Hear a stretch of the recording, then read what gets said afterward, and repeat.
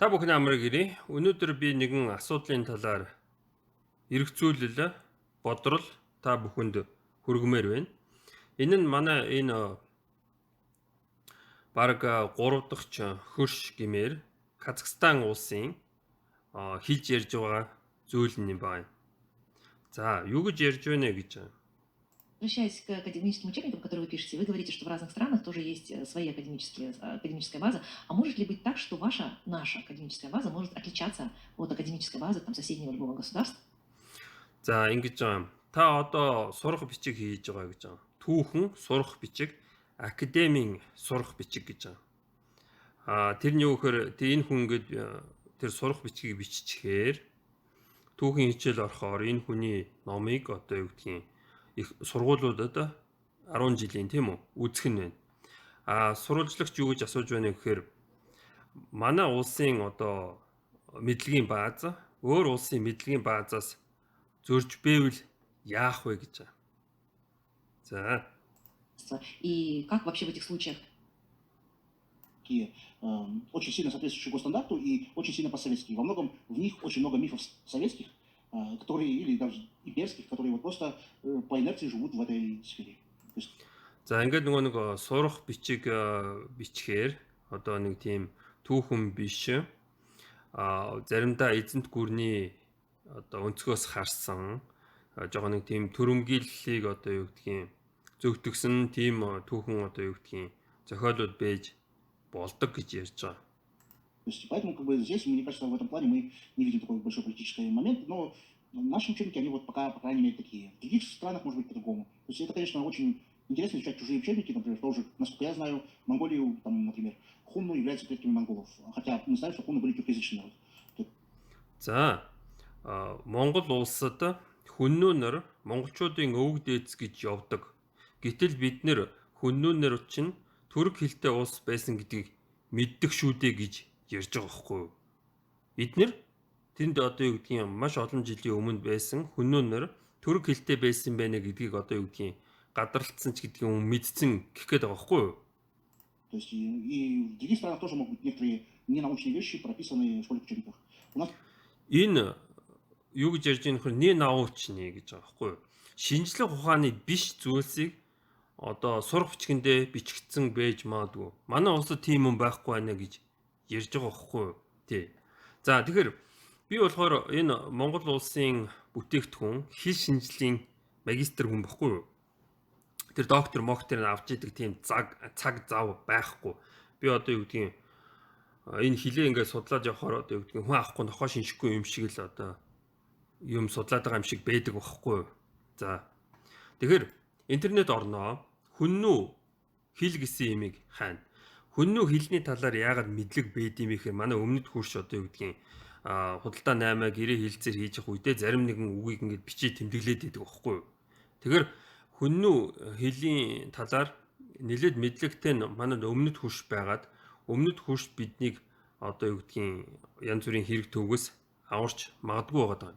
За, гэтэл чин одоо юу гэдгийг нөгөө садаанууд байдаг. Хэрэг төвөг тариад явж идэг юм байдаг. Жишээ нэг юм Ким гэж судлаач байдаг юм байна.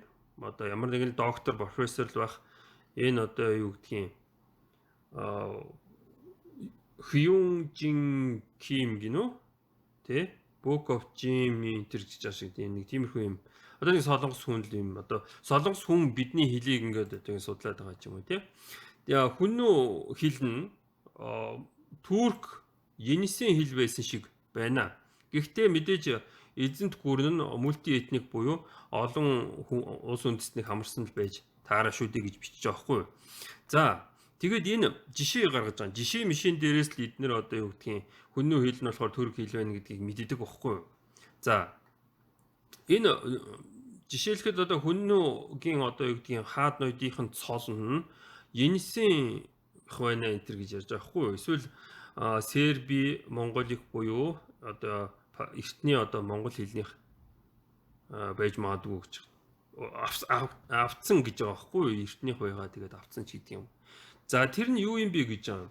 Энэ Енисийн гаралтай гэсэн юм ярьж байгаа байхгүй юу? Эдгээр үгийг. За тгийн гэсэн үгэн дээр би юм ярихгүй. Тгийн гэж энэ одоо юу гэдгийг төргөд хилээл яриад байдаг. Гэхдээ манай монгол хэлэнд тэг гэж байдаг. Тэр болохоор гэрийн яг голд байдаг юм. Бүх юмны эхлэл болохоор тэг гэдэг тийм үү? Тэг юм чинь тэгээс эхэлнэ ч гэдэг юм уу тий? Тэгэхээр тэг гэсэн үг түрг үг юм болов уу? Монгол үг юм болов уу? Гэтэл чинь тэг гэсэн тэгийн гэсэн үгийг одоо төргөөдөө одоо цол болгоод аваад явдаг. Монгол ноёнд одоо тэгийн гэсэн тэг өөртөө тэг мэг 0 молоор нь дуудаад тэнийг үстэй тийм үстэй. Тэгэхээр тэгийн гээд нэг тийм байдаг. Тэгэхээр энэ талаар ярихгүй. Тарган гэж байгаа юм шиг буюу дархан гэсэн үг байгаа юм. Дархан тийм үү? Энэ болохоор нь гарын уртай хүн гэсэн үг. Одоо даартай. Одоо орс хэлээр даартай үг юм да одоо авьяастай тийм үү? Тэгээд дархан гэхэр чинь датвар төлдөггүй энэ дархлагдсан нэг тиймэрхүү хүн гэсэн үг. Хаан гэж байгаа. Хаан гэсэн үгийг болохоор инки буюу тий одоо хамгийн анхны одоо бурхан буюу инки тэрийг одоо араас нь хооронд эсвэл ки ан гэж гэдэг юм. Тэгэж уншаад одоо юу гэдгийг хаан гэсэн үгийг гаргаж авч болно шүү дээ. Тийм үстэй. Өшөөс тэр хятадын хуантай их төстэй байдаг. Тэгээ тэр хэрвээ ямар урт их шиг байх юм бол тэр нь агаа болдог тийм үү. Тэгэхээр чин к агаа ин болох аахгүй каган. Тэгээ каган энтер гэдэг чинь мэдээж одоо юу гэдгийг төргөөдөөс өмнө нейрончуудын одоо юу гэдгийг хэрглэж байсан нэр томьёо байхгүй. Тэгэл ягаад гинтл одоо тэр Енисийнхнийхэн бочдгийн бүү мэд. Тэгээ бас хүннүүгийн heaven буюу тэнгэр гэсэн манайхаар хэвэн байхгүй юу? Тийм үү? Германоор шүү юу гэдгийг хиймэл гэдэг штеп. Тэ? Хэвэн, хиймэл буюу тэнгэр гэсэн үг. Энэ дингвир гэж аахгүй мэдээж энэ сүмрийн үед байсан нөгөө нэг дингэрч гэдэг юм уу тий? Тэнгэр гэдэг чинь л яваад байхгүй. Гэтэл чинь одоо юу гэдгийг монгол үг биш ямар нэгэн жинсээ үг гэдэг нэг тийм одоо дураахан бичиж байгаа байхгүй. Тэр доктор профессор ингээд дураараа бичиж байгаа байхгүй юу? Тэ? Биднээс асуугаагүй хүмүүс бол манай доктор профессорууд юм яриаггүй юм уу? Тэгэл энэ тийм юм шиг байна гэж бичиж байгаа. За тэгээд Енисийн юм шиг байна гэсэн юм ярьж байгаа байхгүй. Тэр юу гэхээр одоо жишээ нь ингэж байгаа. Хүнүү квала гэсэн нь хүү гэсэн үг болоод тэр нь болохоор квалек буюу жоохон одоо хүү гэсэн үг болох гээд байна. Кэт хэлний тэр Енисийн кэдмэд хэлний тийм үү? Өшөө сахдаг гэдэг юм нь болохоор гутал гэж байгаа байхгүй. Тэр нь сагди юм шиг байна ч гэдэг юм уу тий. Тэгээ гава нь болохоор принц буюу ханхүү гэж байгаа тийм ээ. Кэт хэлний гиж гэж байгаа байхгүй. Гава нь энэ яаж байгаа гиж миж болчдгийг тийм биз дээ. Бас хүннүүгийн дар гэсэн үг нь болохоор хойд гэсэн үг байгаа байхгүй. Тэгээд тэр бас тир гэсэн үгтэй ойрхон байна ч гэдэг юм уу тий. За хүннүү хэлний дижга гэсэн үг нь болохоор одоо юу гэдгийг шар тоос гэсэн утгатай үг. Тэгээд тэр тик гэсэн одоо цэвэрлэх гэсэн кэт хэлний үгтэй адилхан байна ч гэдэг юм. Тиймэрхүү дүгнэлт гарч байгаа хгүй. Энэ ямар тэнэг мангар дүгнэлт вэ гэж байгаа хгүй би.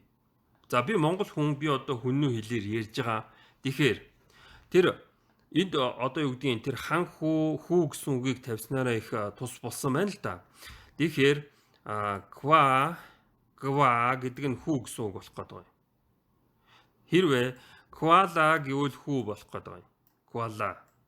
За манай монгол хэлэнд жаахан жаала хүү гэхээр ямар ч асуудалгүй шүү дээ тийм хүү гэсэн хэвээрэл байна тийм үү. За тэгсэн мөртлөө ягаад ква гэснээ ва залгахаар ханхүү болдсон бэ гэж аахгүй юу.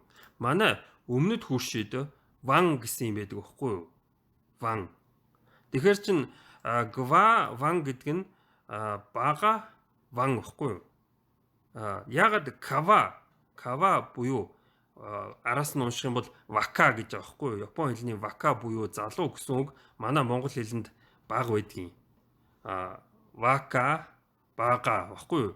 Тэгэхээр гва ва гэдэг нь болохоор баг ван гэдэг баггүй. Тэр чинь баг хаан буюу тэр чинь ханхүү гэсэн мэгээр байгаад байгаа. Тэр би энэ төргүүдийн гижиг мижиг энэ ерөөсөө тийм бодохгүй байгаад баггүй юу.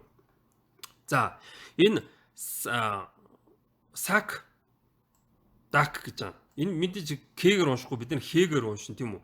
Сах дах болно тийм үү? Дах гэж юу юм? Дулаалгын материал үсттэй. Халуун хүйтэн одоо юу гэдгийг амтны ерөөхдөө үсээр л хийсэн дах байхгүй. Тэгээд шаг дах байхгүй. Шагдах гэхээр одоо юу гэдгийг нэг тийм одоо орос хэлэнд шагат гэдэг шиг алхах гэдэг чинь хөлний дах гэсэн юм үг байгаад байгаа байхгүй. Тэр нь мэдээж гутал байгаад байгаа юм. Тэр яг аргагүй тэр саг шаг ч гэдэг юм шагат тэр ихэд хэлэнд нь байдаг юм шиг л байна л да. За дар гэж байгаа. Дараа гэж байгаа. Юмны ард гэсэн үг шүү дээ, тийм үү? Тийм үү? Тэгэхээр чин бид нар монгол хэлэн дээр норт гэсэн үгийг хэрэглээд байгаа юм. Нуруу гэж. Юмны ар нуруу, норт гэж тий. Бас дараа гэж ярьж болно, тийм үү? Ийм өмнө дараа, тэрний дараа ч гэдэг юм уу. Тэгээд тэр дараа гэсэн үг яагаад энэ одоо юу гэдгийг тэр болчдгийг бөө мэд штэ тийм. Энэ болохоор диж тэгээд нэг ямар нэг юм байсан юм шиг байна. Тэгээ га гэж байгаа байхгүй юу? Тэгээ шар тос гэж байгаа. Мэдээж тэр одоо юу гэдгийг сүү мүү цагаан эдэгийн чинь хамгийн дээр одоо тэр халаахаар тунаж үлдэж байгаа дээж нь шар тос байсан байж таараа тийм үү. Тэгээд би энэ өөр ямар нэг үг байдг юм уу сайн мэдэхгүй байна. Гэхдээ энэ шар тосыг одоо юу гэдгийг ямар нэг юмний дээж л байж таараа тий. Дээж тэгээд ямар нэг юм би одоо юу нэг чацарга чацарга гэсэн үг одоо юу гэдгийг тэр шар тос гэсэн үг байсан байж магадгүй гэж боддог байхгүй заримдаа. Тийм үү. Тэгэхээр ямар нэг юмний дээж л одоо юу гэдгийг шар тос байдаг ч гэдэг юм. Тэгээд тэрийг л одоо юу гэдгийг дээжилсэн мэйжилсэн гэхийг одоо юу гэдгийг цэвэрлсэн гэдэг юм. Тэ? Тэр клэр гэсэн үг манай монгол хэлэнд байдаг. Энэ нь болохоор LR тэгээд энэ К байгаа. Тийм илэрхий гэсэн үг чинь манайхаар клэр байхгүй юу? За өнөөдрийн хувьд нэг иймэрхүү байна. Тэгээд энэ одоо юу гэдгийг юу болоод одоо юу гэдгийг ингэж дураараа өөр үндэстний одоо түүхийг ингэж авч гуйлж ярьцгаадаг байна. Тэгээд монголчуудыг шинжлэх ухаанч биш одоо хүннөөнөр бидний өг дээдс гэсэн юм ярьдаг ч гэдэг юм. Тиймэрхүү юм яриад байна. За хамгийн чухал үг байдаг хүннүү улсын эзэн хаан гэсэн юм байдаг тийм үү? Тэгэхээр чинь тэр бид нар энтхэг хэлэн дээр очих хэрэгтэй. Яг гэвэл тэр хүннөөнөр чинь одоо юу гэдгийг Европ нүхээс гадна энтхэг очиод сууцгаасан байдаг байхгүй юу? Бидний монголчууд Монгол болоод энтхэгд очиж суусан байдаг. Яг тэрнтэй адилхан түүх давтагддаг. За тэгэхээр чин тэр Шанью гэдэг байгаа. Шанью хаан байсан. Шанью болохоор хамгийн дээд цол гэдэг байгаа. Энэ нь болохоор энтхэг хэлний Жанью юм шиг байна. Жанью гэдэг нь гал амьдрал ч гэдэг юм уу. Тэгээ брахма тэгээд юмны эхлэл буюу birth гэсэн үг байдаг байна. Тэгэхээр Жанью гэсэн үг нь бүтээгч гэсэн утгатай юм шиг байгаад байгаа юм. За өнөөдрийн хувьд нэг юм байна. Тэгээд энэ одоо юу гэдгийг анхаарах ёстой хүмүүс нь анхаараач. Хэл судалдаг хүмүүс нь цаашаа сайн судлаач гэж хэлмээр байна. За анхаарал тавьсанд баярлалаа.